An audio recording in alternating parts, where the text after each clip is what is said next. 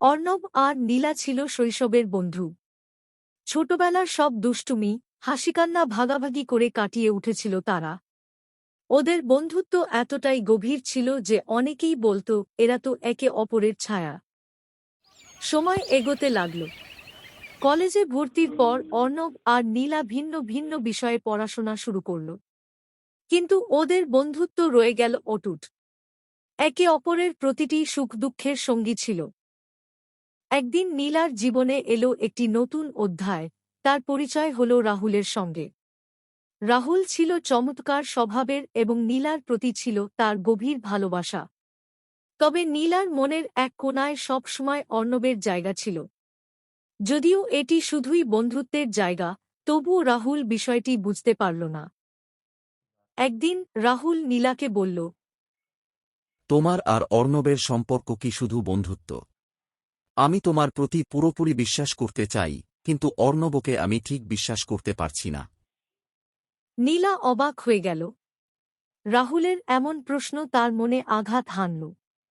অন্যদিকে অর্ণবও রাহুলের ব্যাপারে সচেতন ছিল। সে লক্ষ্য করেছিল নীলার সঙ্গে আগের মতো আর খোলামেলা কথা বলা যায় না। যেন বন্ধুত্বের মাঝে অদৃশ্য এক দেয়াল তৈরি হয়েছে।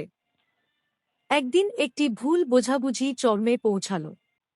রাহুল সরাসরি অর্ণবকে বলল, তুমি কেন নীলার জীবনে এতটা প্রভাব ফেলছ? ওর নিজের জীবন আছে। অর্ণব নির্লিপ্তভাবে বলল, আমি নীলার বন্ধু, এবং বন্ধুত্ব মানে বিশ্বাস। তুমি যদি ওকে ভালোবাসো, তবে ওর বন্ধুত্বকে সম্মান করতে হবে। নীলা পরিস্থিতি সামলানোর চেষ্টা করল।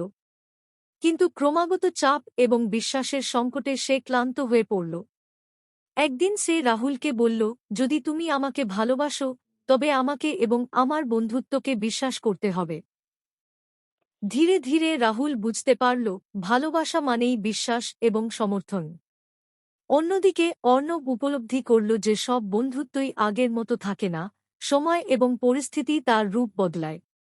শেষ পর্যন্ত নীলা, অর্ণব এবং রাহুল একে অপরকে মেনে নিয়ে নতুনভাবে পথ চলা শুরু করল। বন্ধুত্ব এবং বিশ্বাসের এই কাহিনী তাদের জীবনকে নতুন শিক্ষা দিল। বিশ্বাস আর বন্ধুত্ব দুটোরই গুরুত্ব রয়েছে জীবনে।